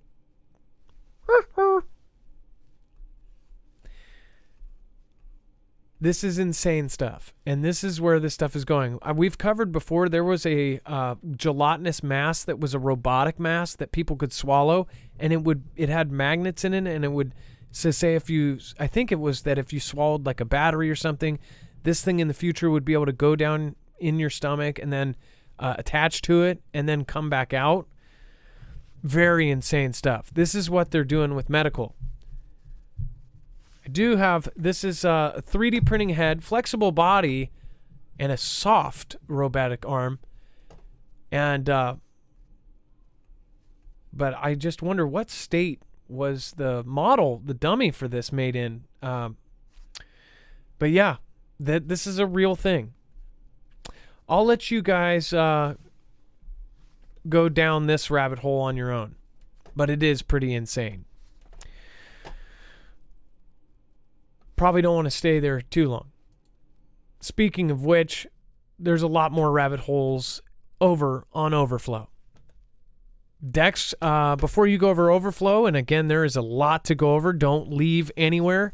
I want to thank Samuel Turner. Thank you. I appreciate your support. Thank you for the super chat. And remember, Samuel, you can actually write something there. I believe you did yesterday, so you do know that. Western Body, row, row, row your boat gently down the stream. Merrily, merrily, merrily. Life is but a dream. Ray the Way, nobody talks about UK or soldiers are executing Russian POWs. You can thank the first spy balloon that overshadowed that news. Oh, yeah, just go over to Twitter. There's tons of crazy stuff going on. Feathers and Flowers, thank you. Appreciate that. Spent an entire year without a smartphone once. Got a home phone. It was great. But everyone else that had their heads looking down all the time. Weird to see. Jay, look at Christmases now with any teenagers. Like, they'll be like, let's play a game. When we were kids, if you were like, let's play a game, you'd go, okay, let's go play tag. Now they play like Roblox, and all of the kids are literally next to each other on their phones playing with each other. They'll be in an online game or something. That is sad. I am so surprised that we haven't had like an obesity. We already have obesity in the country that's really bad, but I'm just surprised that it's not like Idiocracy and people sitting in their recliners watching Ow My Balls yet. And then Ed Haggy, thank you so much. I appreciate that from Europe. I appreciate your support there. And then Tina Garassi says, Marf and Dex, God bless and watch over you and your families. Well, thank you, Tina. And God bless you too. Jacob Winter says, thank you, Adam and Dex, for everything you do. Best wishes and blessings to you and your families, as well as the mods and Foogle fam. Well, thank you, Jacob, and I appreciate that. Kiwi Last from New Zealand says, Shungite stone is worth looking into, maybe good for water and EMF. So I've heard about Shungite. I don't know anything about the stones or rocks and things. But again, thank you for your support. And then I Love Jesus Forever says, keep it up. Well, thank you. Carol McLean, thank you as well. Appreciate that. And then Ray the Way says, y'all remember that guy? Forgot his name, but he did a TED Talk on the dwarf. Oh, D-Wave quantum computing. I think that's Jordy Rose. And he was saying it was like being in the presence of a god. Yes, Ray the Way. It was really, really nuts stuff. I think that's Jordy Rose, or maybe Jordy Rose is just the big name in D-Wave quantum computing. And then use Himalayan salt when you swish or snort water. Oh, so you don't get infections or whatever? Don't know if that's... No, that's to match your saline so it doesn't burn your nose. Straight water in your nose hurts, like in the swimming pool. It's because it's not salt, like your body. Oh, weird. I've never known that. When you do a neti pot, you open that little packet. That packet is basically salt. You pour that packet in some water, and then it doesn't burn as bad. I've never done it before. I did it once, and it was not voluntarily. I think it... Actually, no. I think I tried doing it when I got the CV. That was so weird when I got it. It was like... It was clots inside my nose. It was horrible. That was the most scary. And it was something else. I was like, this is organized. This is something designed. Joanna's Adventures, thank you again. I appreciate that. And B-Real Beast says, UFO-style lights hovering over Lemoore, California by the airbase. Huh. Be real. Get some photos or videos and send it to us. And then Ray the Way, don't forget about East Palestine. Maybe, Adam, but Norfolk Southern Trained Police Force took full jurisdiction over the whole town. Local law enforcement has little to no power in that town now. That's so crazy. And that reporter that got arrested, all the weird things that went on there. Carol McLean, thank you. And then, again, everybody else. Dex, do we have time for the video, or should we do that tomorrow? Yeah, we actually have time. If you want to pull that up, this is from Echo Booster, from the Foogle fam in chat. And I'll summarize it. If you want to read the whole thing, it's in there. You can. But basically, he's in Kentucky and he saw, military helicopters. Well, not a big deal to see them. You see them every now and then, even where he lives, and he's former military, so he's very familiar with the helicopters. But they were coming through like 20 at a time, 15 at a time. And they came over numerous times to the point where I think he was saying there was something like 30 to 50 coming across. And this was during our show last night. And then even after the show, he said they kept going. So some of the screenshots there, I believe, are flight radar of showing just one, not the actual grouping of choppers, because they were typically flying in large groups. And you can see some of the flights, and then he's also got some videos where you can see them. It's not much to see because it's nighttime, so it's just like dots, but you can hear the excitement in his voice, but you can certainly hear the thunder of the choppers as they're going by in numerous times. Yeah, this was so big. He can't be the only one. There has to be other people that saw this or heard this in the middle of the night, late last night. Yeah, they're doing. I've lived next to Fort Knox, Kentucky most of my life. About 32 years now. And I have never in my life seen this many helicopters at one time fly over this house. This is now the third, what I would say is a squadron. Let me know how the sound is on this. Just feedback. I can hear it fine. Can you guys? Whoa. It's vibrating my system.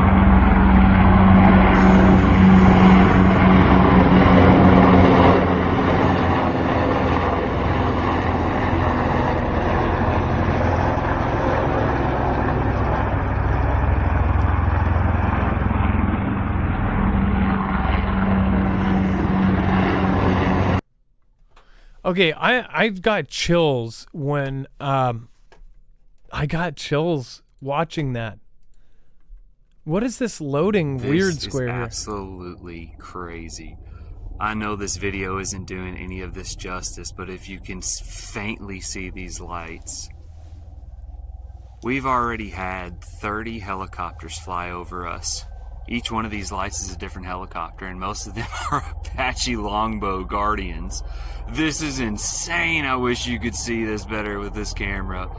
Oh my God, what in the heck is going on? Never in my life. It's not doing it justice. 1, 2, 3, 4, 5, 6, 7.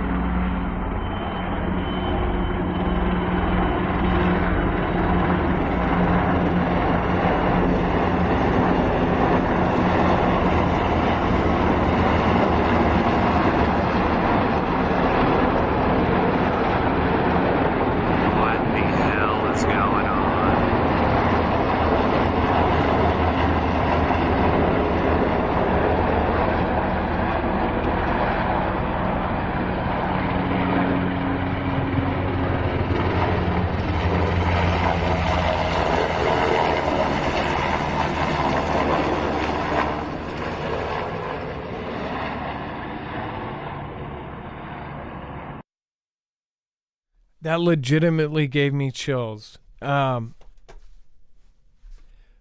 You can hear all the different ones. When the first one came on, even though the video doesn't do the best justice, the audio, it shook. I mean, it rumbles. What's kind of crazy is because I had it kind of loud, I felt like, I probably felt a very similar feeling that he felt when he was there. That is just really crazy. I am in awe right now. I cannot believe this. I'm freaking the frig out. Wow. It's over 40 of them now. This is a completely separate video. 1, 2, 3, 4.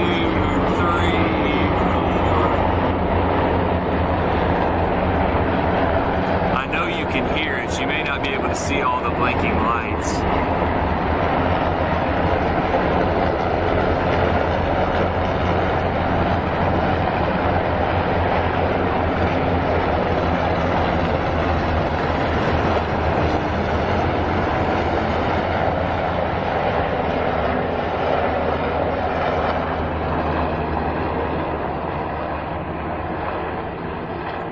I'm gonna upload each one of these videos. I don't mean to sound so excited for, whatever's causing this, but I've never in my life of living this close to Fort Knox have I ever seen this many helicopters at one time. And it's a full moon, well, a 3/4 moon. I can tell you right now that those are Apache longbows. That's not a hard thing to see at all. Basically saying it's lit up. So in the one video, you can see where it gets so close. You can see the front and the back. And I swear I saw like a flashlight fall out of the dang thing. Dex, that is just incredible. That was sent in by Eco Booster, a Foogle fan member. It makes you ask, like, okay, so there's drills and things like that. That's a massive drill if that's a drill. Either way, when you get 30, 40 Apaches in one place, that is a scary, terrifying thing. Those are killing machines. Those things are absolutely nuts. And one comment said, what's going on there? That's a war coming. Oh gosh. Dex, go ahead. Eco Booster, I could have thrown a rock and hit them. So Eco Booster's in the chat. If you have questions, you can ask them. Dex, are you there? Yes, I am. Just off the top of my head, are they like moving some gold out of there? What else goes on at Fort Knox? One Blackhawk can carry like 9,000 pounds, so that's something like 327 gold bars, give or take. I think the Apache can carry more. Jeez, probably double that. Even said in his statement to us that he thought there might have been a Chinook in there, but definitely the Apaches. But yeah, that's a lot. And for those of you who are asking, again, it's near Fort Knox area. Wow. Sonny says, you are not the news. You're a commentator aggregator or a commentator aggregator. I think that's why people tune in. And I think that's why we spend hours a day putting it all together and archiving it. And then giving our opinion on it. If you don't like my opinion on the news, you don't have to be here. It's all voluntary. But thank you. I appreciate that. America being fleeced, stripped bare like the woman riding the beast. Let's see here. Spinderella. That was Randy, man. Scratch. He'd feel the Chinooks. The Apache is an attack helicopter. They don't carry cargo. It looked like there was multiple there. Dex, go ahead. Yeah, he did say his entire house was shaking. Everything was shaking, like wanting to shake off the cabinets and stuff. Like it was significant. Yeah, the bass on my earphones, you could just feel it. It was like that's nuts, and that phone caught that.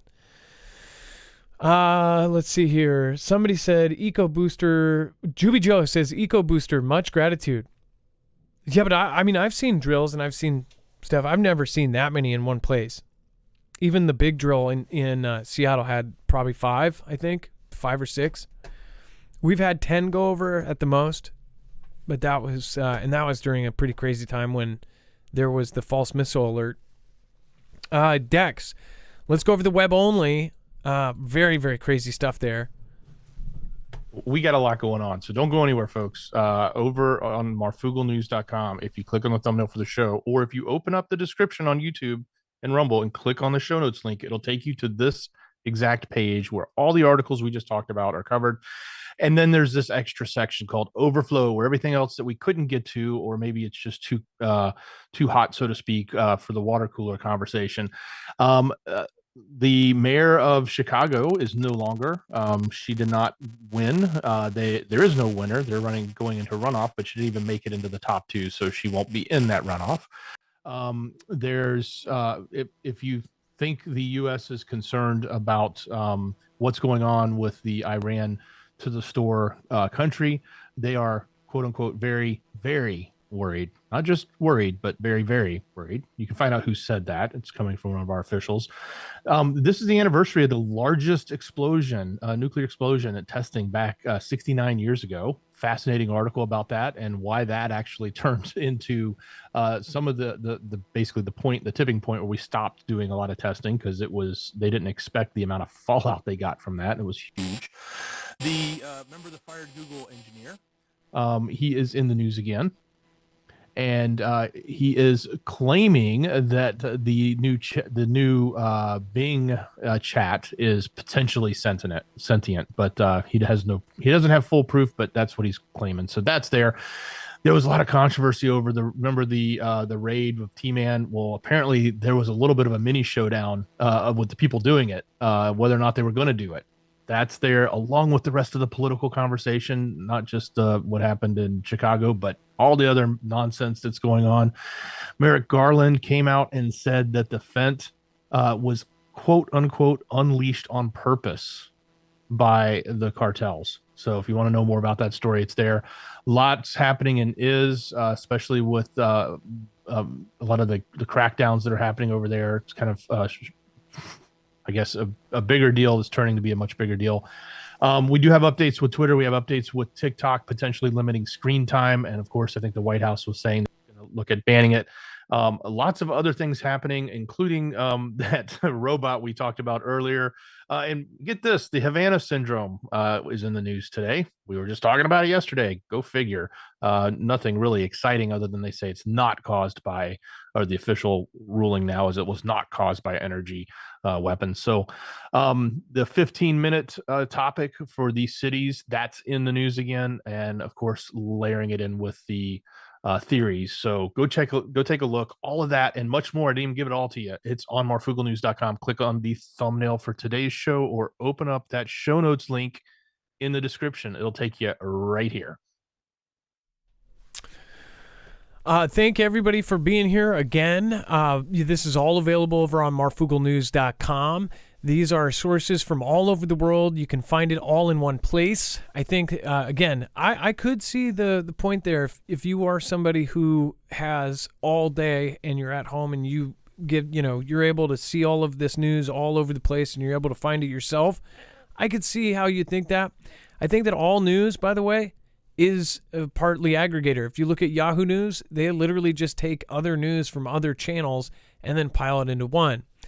What makes the difference here, again, when we put it all in one spot, people don't have to go all over. If people don't have time, it is very easy for somebody to go to marfooglenews.com and the entire 24 hours, everything is in one spot where you can find everything that pertains to our niche and to what we're into.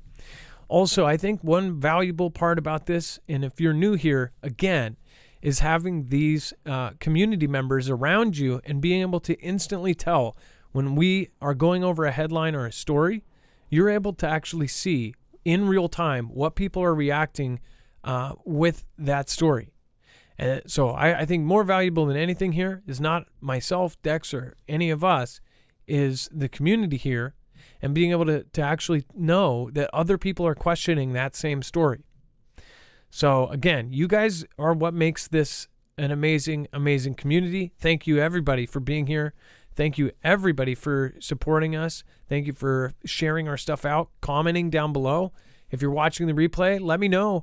Are you watching the replay at work or driving to work or in the warehouse, in the truck, whatever it is? Let me know down below. And thank you so much for doing so. Share us with your friends or your family, your brother, your sister, your coworkers. We really do appreciate it. So thank you so much. Have a wonderful night. And Dex, thank you so much. Appreciate you. Much love. Great job, brother. Also, make sure to check out the mods at marfooglenews.com/friends. And, of course, be safe, be prepared, and Marf out. It's now time for the shoutro. It's not an outro. It's not a shout-out. It's a shoutro.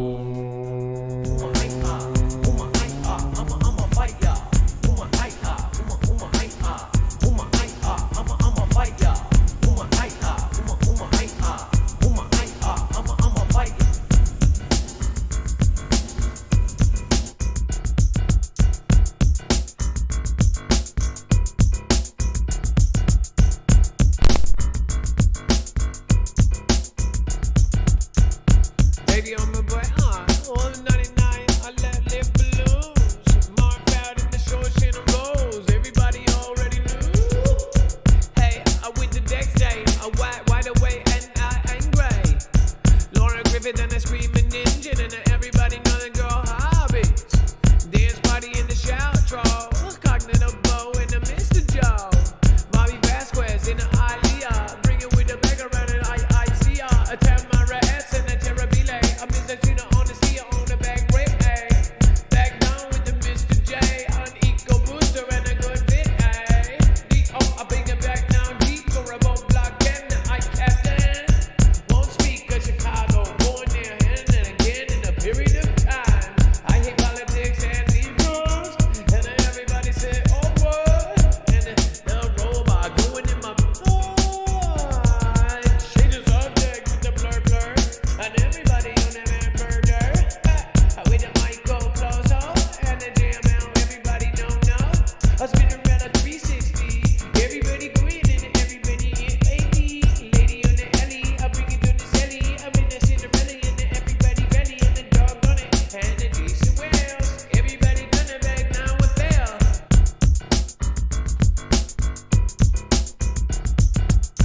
And the stage I'm rubbing on. We're in the last days in the army, I'm on for the clever. I got it, yeah, bye. And everybody got it. They on back now, get it in the debit. Bring it on it down, and everybody got it. Gimme ooh gimme ooh gimme ooh gimme gimme ooh gimme ooh gimme ooh gimme ooh gimme ooh gimme. Hey, I die with the Benny man. I'm Michael Cross in the body on the bass way. Beat part in the bar is the seat now. Everybody gotta go in and take a seat. And then not a baby up. I say the up.